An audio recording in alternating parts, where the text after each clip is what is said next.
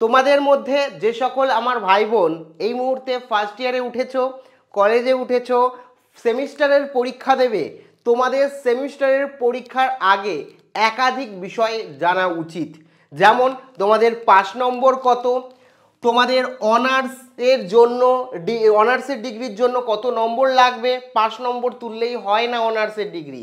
একই সাথে রিসার্চের ডিগ্রির জন্য কত নম্বর তোমাদের লাগবে, একই সাথে সাপ্লি কি ভালো এবং কাদের ক্ষেত্রে সাপ্লি এক্সাম দিতে হয়, এবং সাপ্লি যদি থাকে কি কি অসুবিধা হতে পারে ভবিষ্যতে, এবং তোমাদের লাস্ট বলবো কলেজ এক্সাম ক্র্যাক টিপস, যেটা আমি নিজে পার্সোনালি ইউজ করতাম এবং আমার ছাত্রছাত্রী যারা আমার কাছে পড়ে আমি প্রতিনিয়ত ও 5 সাবজেক্টের ক্ষেত্রে বিষয়গুলো মেনশন করি এবং অনার্সের ক্ষেত্রেও বলবো।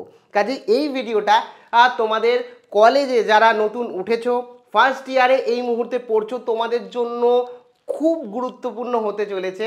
কাজে ভিডিওটা প্রথম থেকে শুরু করে শেষ পর্যন্ত ওয়াচ করো, কোথাও স্কিপ করো না। ভিডিওটিকে অতি অবশ্যই একটি লাইক প্রদান করো। আমাদের পরিবারের সদস্য না হয়ে থাকলে সাবস্ক্রাইব বাটনে ক্লিক করে বেল আইকনে ক্লিক করতে কিন্তু একেবারেই ভুলো না, কারণ এখানে তোমাদের কলেজ বিশ্ববিদ্যালয় রিলেটেড সমস্ত তথ্য তোমরা এখান থেকে পেয়ে যাবে। প্রথমেই বলে রাখি তোমাদের সেমিস্টারের 5 নম্বর কত। দেখো তোমাদের সেমিস্টার বলতে অনেক ধরনের পরীক্ষা হয়। একটা হচ্ছে তোমাদের থিওরি এক্সাম হয়, ঠিক আছে, প্র্যাকটিক্যাল হয়, ঠিক আছে, তোমাদের বিভিন্ন ধরনের এক্সাম হয়। কোনো এক্সাম হয় হয়তো তোমাদের 50 নম্বরের, কোনো এক্সাম হয় হচ্ছে 70 নম্বরের, কোনো এক্সাম দেখা যায় হয় 80 নম্বরের। মানে এক একটা সাবজেক্টে এক এক রকম এক্সাম তোমাদের হয়ে থাকে। এক্ষেত্রে তোমাদের প্রত্যেককে এর একটা বিষয় জানতে হবে, তোমাদের এবছরের new education policy NEP new education policy অনুযায়ী কিন্তু এবছর থেকে তোমাদের প্রত্যেকটা সাবজেক্টে 30% পেতে হবে। সেক্ষেত্রে তোমার থিওরি পেপার হোক তোমার প্র্যাকটিক্যাল পেপার হোক কিংবা টিউটোরিয়াল হোক, তোমাদের প্রত্যেকটা সাবজেক্টে 30% পেতে হবে। অর্থাৎ তোমরা 30% যদি ভাবো, ধরো যদি 50-এ পরীক্ষা হয় তাহলে কত পেতে হবে, তোমাকে 15 নম্বর পেতে হবে পাস করার জন্য। সিম্পল 15 নম্বর পেলেই তোমরা কিন্তু পাস করবে। এবার তোমাদের এক্সামের মধ্যে একটা থাকে ইন্টারনাল, ঠিক আছে, ইন্টারনাল থাকে। তো ইন্টারনাল এক্সাম তোমাদের কলেজে হয়, 5 নম্বর নিয়ে কোনো চিন্তার বিষয় নেই। ইন্টারনাল এর ক্ষেত্রে তোমাদের কলেজ রীতিমতো 5 নম্বর দিয়ে দেয়। যদি তোমরা ঠিকঠাক প্রেজেন্ট থাকো তাহলেই 5 নম্বর ওখান থেকে তোমরা পেয়ে যাও। ইন্টারনাল নিয়ে সেরকম চিন্তা নেই, কারণ এই ইন্টারনাল এক্সাম এর যে মার্কসটা থাকে না, সেটা সম্পূর্ণটা কলেজের ওপর থাকে, ঠিক আছে। কলেজ, তুমি যে কলেজে পড়ো সেই কলেজেই পরীক্ষা নেবে, সেই কলেজের শিক্ষকই পরীক্ষা নেবে, নাম্বারও দেবে কলেজের শিক্ষক। তো ইন্টারনাল নিয়ে সমস্যা নেই। এক্সটার্নাল পরীক্ষা নিয়ে, অর্থাৎ যেটা তোমাদের অন্য কলেজে গিয়ে দিতে হয়, সেই পরীক্ষার ক্ষেত্রে মাথায় রাখবে সেই পরীক্ষাটাই ইম্পর্টেন্ট এবং সেই পরীক্ষার নম্বরটাই কম আসে। ইন্টারনাল স্কুল থেকে কলেজ থেকে তোমাদের দিয়ে দেওয়া হয়। এবার কথা হচ্ছে যে 15-এর মধ্যে 50-এর মধ্যে 15 পেলে যেমন পাস বললাম, 70-এ যদি পরীক্ষা হয় তাহলে কত, 30% কত হবে 21। যদি তোমাদের 80-তে পরীক্ষা হয় তাহলে কি হবে, 24 পেতে হবে। একই রকম ধরো তোমাদের পরীক্ষা হলো 75-এ, তাহলে কি হয়ে যাবে, তাহলে ধরো তোমাদের সেক্ষেত্রে তোমার 22 মতন পেতে হবে, ঠিক আছে।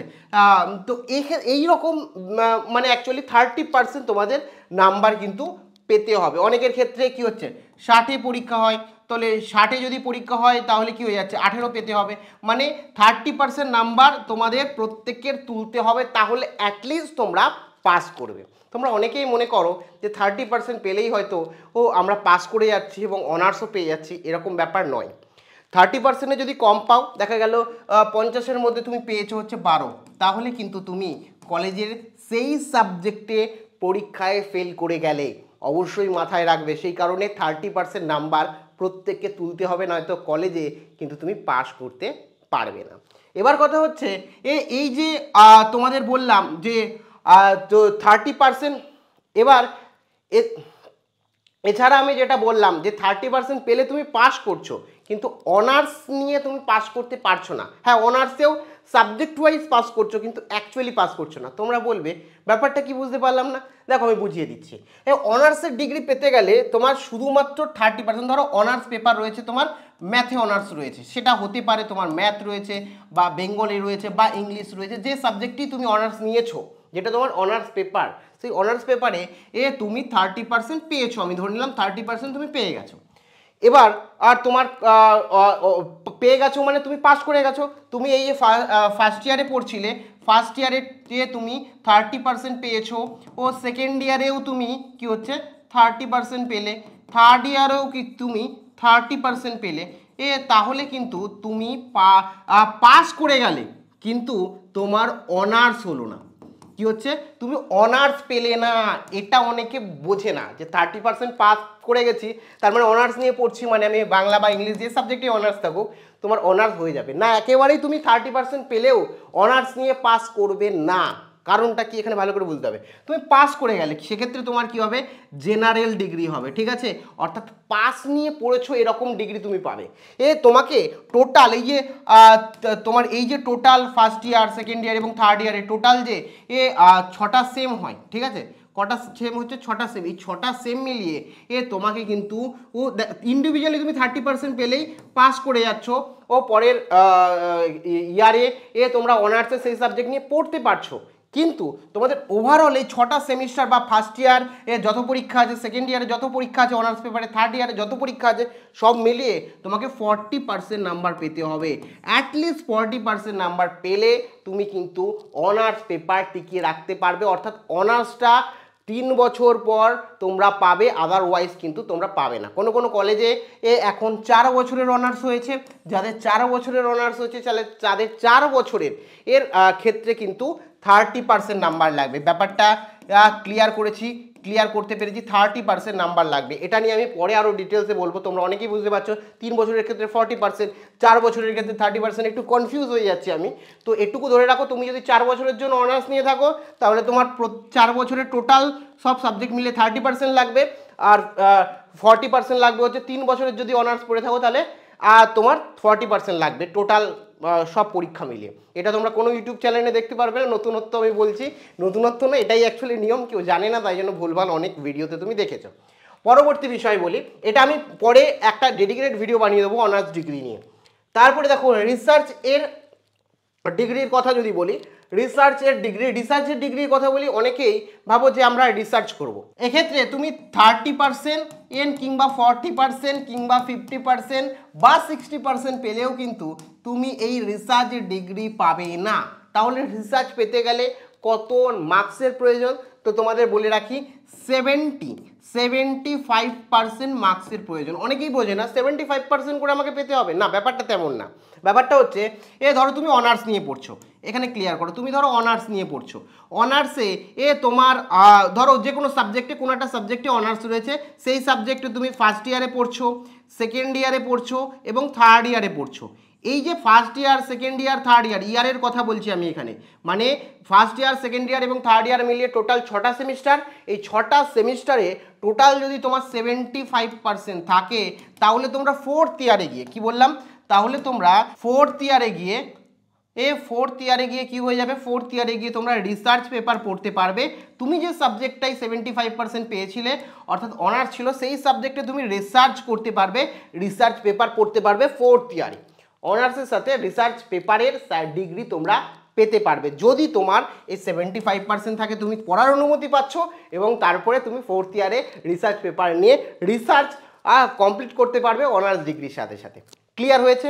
সমস্তটা তোমাদের ক্লিয়ার করব, কোনো অসুবিধা নেই। আশা করি বিষয়টা তোমাদের অনার্স রিসার্চ পেপার নিয়ে ক্লিয়ার হয়েছে। এরপরে তোমাদের হচ্ছে সাপ্লি এক্সাম। তোমরা অনেকেই জানো না সাপ্লি এক্সাম কি। দেখো আমি একটু আগে বলেছিলাম তোমাদের ন্যূনতম পাস করতে গেলে, সে অনার্স হোক কিংবা পাস হোক, তোমাদের 30% পেলে তুমি কি করবে, পাস করবে, ঠিক আছে। কিন্তু ধরো তুমি 30% নাম্বারও পাওনি, ঠিক আছে, তুমি কি করেছো, লেস দ্যান 30% পেয়েছো, 30%-এর থেকে কম পেয়েছো, তাহলে তুমি ফেল করবে। তো এইখানে তোমার হচ্ছে ফেলটাকেই বলা হয় কি হচ্ছে সাপ্লি পেয়েছো। ফেল অ্যাকচুয়ালি হয় না, তোমাকে আবার পরের বছর এই সেমিস্টারের পরীক্ষা ক্লিয়ার করতে হবে। মানে ধরো ফার্স্ট ইয়ারে গিয়ে তুমি সাপ্লি পেয়েছো, তাহলে সেকেন্ড ইয়ারে গিয়ে সেকেন্ড ইয়ারের পরীক্ষাগুলো তো দিতেই হবে। যে সাবজেক্টে ফার্স্ট ইয়ারে তুমি ফেল করেছিলে সেটা সেই পরীক্ষাটা সাপ্লি এক্সাম বলে দিতে হয়। মানে সিম্পল ব্যাপার, ধরো তুমি তোমার তিনটে সাবজেক্ট ছিল, তিনটে সাবজেক্টের মধ্যে তুমি দুটো সাবজেক্টে 30% পেয়েছো, একটা সাবজেক্টে পাওনি, সেক্ষেত্রে এই সাবজেক্টটার পরীক্ষা পরের বছর তোমার পরের ইয়ারে যে পরীক্ষাগুলো আছে সেই সাবজেক্টগুলোর পরীক্ষা তো দিতেই হবে। এক্সট্রা এই যে সাবজেক্টে পাস করনি সেই সাবজেক্টের পরীক্ষা দিতে হবে, সেই পরীক্ষাটাকে বলা হয় সাপ্লি এক্সাম। সেটা কি, তুমি ফার্স্ট ইয়ারেই পরীক্ষা দিচ্ছ, ফার্স্ট ইয়ারের সাপ্লি এক্সাম, ঠিক আছে। তো এই হচ্ছে তোমাদের সাপ্লি এক্সামের বিষয়, এবং সাপ্লি এক্সাম পাওয়া একেবারেই ভালো না, বুঝতে পারছো, পরবর্তীকালে সমস্যা হয়। অনেকে হয়তো পাস করে যায়, 3 বছর কমপ্লিট হয়ে যায়, কিন্তু সাপ্লি পাওয়ার কারণে সে ডিগ্রি পায় না। কারণ একটা বিষয়েও যদি তোমার কোনো কারণে সাপ্লি থাকে তাহলে তুমি ডিগ্রি পাবে না। হ্যাঁ, শুধু এটাই না, একাধিক অসুবিধা আছে। প্রথম যেটা বললাম কি, তোমার যে ডিগ্রি রয়েছে, সেই ডিগ্রি তুমি পাবে না যতক্ষণ না পর্যন্ত ফার্স্ট ইয়ার, সেকেন্ড ইয়ার এবং থার্ড ইয়ারের 3টে ইয়ার বা ফোর্থ ইয়ারের সমস্ত যে পরীক্ষা আছে এই সমস্ত পরীক্ষার তুমি পাস করছো, ততক্ষণ পাবে না। আর যদি সব মানে 4 বছর তুমি কমপ্লিট করে ফেললে কলেজ, এবং দেখা গেল সেকেন্ড ইয়ার বা ফার্স্ট ইয়ারে কোনো একটা এক্সামে তোমার ফেল আছে, অর্থাৎ সাপ্লি আছে, তাহলে তুমি কলেজ কমপ্লিট হয়ে গেছে কিন্তু তুমি ডিগ্রি পাবে না, তোমার কলেজের সেই ভ্যালুটা তুমি পাবে না, কারণ তোমার সাপ্লি রয়েছে, তোমার হাতে নেই ডিগ্রি। তুমি কোনো জায়গায় চাকরিতে গেলে তুমি কলেজ পাস এটা তুমি বলতে পারবে না। তার মানে কলেজে সাপ্লি যদি কোনো থাকে তাহলে তুমি কি হচ্ছে, ওই কলেজ কমপ্লিট তোমার হলো না, সাপ্লি তোমাকে ক্লিয়ার করতে হবে, তারপরেই তুমি ডিগ্রি পাবে। দ্বিতীয় সমস্যা কি, তো কোনো কারণে ধরো তুমি ফার্স্ট ইয়ারে সাপ্লি পেলে, তো সাপ্লি পেলে মানে তুমি সেকেন্ড ইয়ারে গিয়ে যে রিনিউয়াল করে যে আবার স্বামী বিবেকানন্দের 12,000 বা 15,000 বা 20,000 টাকা পাবে, সেটা তুমি পাবে না। অর্থাৎ সাপ্লি যদি পাও তাহলে তুমি পরের বছর স্কলারশিপ আর পাচ্ছ না। এটা হচ্ছে সবথেকে বড় বিষয়। তাই জন্য সাপ্লি তুমি একেবারেই পাবে না। আর সাপ্লি পাওয়া কখনোই ভালো না। সাপ্লি পেলে একটা নিজের মধ্যে বোঝ চলে আসে, এবং শেষে তোমার গিয়ে অনেকে কী করে, ফার্স্ট ইয়ারে কিছু সাপ্লি থাকে, ধরো ফার্স্ট ইয়ারে 2টো সাবজেক্ট সাপ্লি আছে, সেকেন্ড ইয়ারে 2টো আছে, তাহলে ফোর্থ ইয়ারে তোমাকে ডিগ্রি পেতে গেলে তোমাকে ফোর্থ ইয়ারের এক্সামের সাথে সাথে থার্ড ইয়ারের একটা যেটা সাপ্লি আছে, সেকেন্ড ইয়ারের যে সাপ্লিগুলো আছে, ফার্স্ট ইয়ারের যে সাপ্লিগুলো আছে, সবগুলো ওই বছরই পরীক্ষা দিতে হবে। তাহলে কটা হলো, 1 2 আর এখানে 2, মানে টোটাল 5টা এক্সট্রা পরীক্ষা দিতে হবে। ফার্স্ট ইয়ারের বই পড়তে হবে, সেকেন্ড ইয়ারের বই পড়তে হবে, থার্ড ইয়ারের বই পড়তে হবে। মানে নিজের মধ্যে একটা বোঝ ক্রিয়েট হবে, যেখানে দেখা গেল তুমি সবগুলো কমপ্লিট করতে পারলে না, তারপরে 4 বছর কমপ্লিট হয়ে গেছে কিন্তু তুমি ডিগ্রি পাচ্ছ না। 5 বছর পরের বছর আবার দিলে, আবার পারলে না, তারপরে পরের বছর আবার দিলে, এরকমভাবে কয়েকটা বছর, মানে 5 বছর যখনই তুমি 5 বছরের মধ্যে যখনই তুমি কমপ্লিট করতে পারলে না, তাহলে তোমার পুরো এই 4 বছরের পড়াশোনাটাই বৃথা হয়ে গেল। ক্লিয়ার হয়েছে? সেই কারণে অবশ্যই সাপ্লিটা ক্লিয়ার করার চেষ্টা করবে। এই হচ্ছে ব্যাপার। এবং স্মার্ট টিপসের কথা যদি বলি, এক্সাম ক্র্যাক টিপস, আমি তোমাদের সর্বদা হেল্প করি, তোমাদের গাইড করি, যে দেখো বছরের প্রথম থেকে শুরু করো পড়াশোনা। তুমি ধরো এখন অড সেমিস্টারের জন্য প্রস্তুতি নাও কিংবা ইভেন্ট সেমিস্টারের জন্য, বছরের প্রথম থেকে প্রস্তুতি নেবে, এবং তোমার একদম শেষে যখন তুমি তোমার 5টা টিপস আমি তোমাদের বলেছি। এক হচ্ছে ইম্পর্টেন্ট, এবং 5 ইয়ার্স তোমাদের কমপ্লিট করতে হবে। আমি বলেছি 5 ইয়ার্সটা খুব ইম্পর্টেন্ট কলেজের জন্য। এবং যারা পাসের সাবজেক্ট, অনেকেই অনার্স থাকলে পাসের সাবজেক্ট পড়েন না, বা পাসে পড়ছো অন্তত কমপ্লিট করোনি, সেক্ষেত্রে তোমাদের একদম শেষ সময় যদি থাকে, মানে প্রথম থেকে শুরু করোনি, সাপ্লি পেতে চাও না, তাদের জন্য কিন্তু একটা ডেডিকেটেড ভিডিও বানিয়েছি। অবশ্যই এই ভিডিও এখানে ক্লিক করে সেই ভিডিওটা দেখে নিও। এবং সাথে তোমরা যদি মানে তোমাদের ইন্টার্নশিপের জন্য অ্যাপ্লাই করতে চাও, রাজ্য সরকারের ঘোষিত ইন্টার্নশিপ প্রোগ্রামে যুক্ত হয়ে পড়াশোনার পাশাপাশি রোজগার করতে চাও, তাহলে এই ভিডিওটা দেখে নিতে পারো। আর এছাড়াও যদি কোনো রকম জিজ্ঞাসাবাদ থাকে অবশ্যই কমেন্ট সেকশানে কমেন্ট করে জানাতে ভুলো না।